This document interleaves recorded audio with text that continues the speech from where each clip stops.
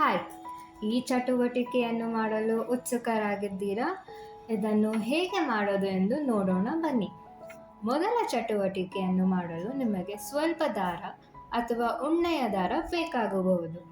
ಮೊದಲು ತನ್ನ ಕೈ ಬೆರಳಿನಿಂದ ಗೆರೆಗಳನ್ನು ಟ್ರೇಸ್ ಮಾಡಲು ಮಗುವಿಗೆ ಸಹಾಯ ಮಾಡಿ.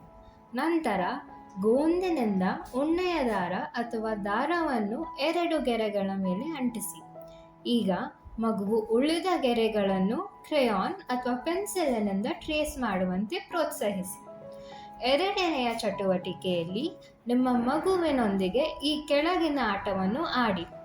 ನೆಲದ ಮೇಲೆ ರಂಗೋಲಿ ಅಥವಾ ಚಾಕ್ ಪೀಸ್ ಬಳಸಿ ಗೋಲಾಕಾರ ಅಥವಾ ತ್ರಿಕೋನವನ್ನು ಬರೆದು ಅವುಗಳನ್ನು ಹೆಸರಿಸಿ. ಈಗ ಮಗುವಿಗೆ ನೀವು ಹೆಸರಿಸಿದ ಆಕಾರದೊಳಗೆ ಜಿಗಿಯಲು ತಿಳಿಸಿ. 3ನೆಯ ಚಟುವಟಿಕೆಯಲ್ಲಿ ಕೆಳಗೆ ಕೊಟ್ಟಿರುವ ಗೋಲಾಕಾರಗಳನ್ನು ಹಾಗೂ ತ್ರಿಕೋನಗಳನ್ನು ಕತ್ತರಿಸಲು ಸಹಾಯ ಮಾಡಿ. ನಂತರ ಅವುಗಳನ್ನು ಕೆಳಗಿನ ಬಾಕ್ಸ್ಗಳಲ್ಲಿ, ಗೋಲಾಕಾರದ ಪೇಪರನ್ನು ಗೋಲಾಕಾರದ ಬಾಕ್ಸಿನಲ್ಲಿ, ತ್ರಿಕೋನದ ಪೇಪರನ್ನು ತ್ರಿಕೋನದ ಬಾಕ್ಸಿನಲ್ಲಿ ಅಂಟಿಸುವಂತೆ ಹೇಳಿ. ಆಟದ ಮೂಲಕ ಕಲಿಯುವುದನ್ನು ಆನಂದಿಸಿ.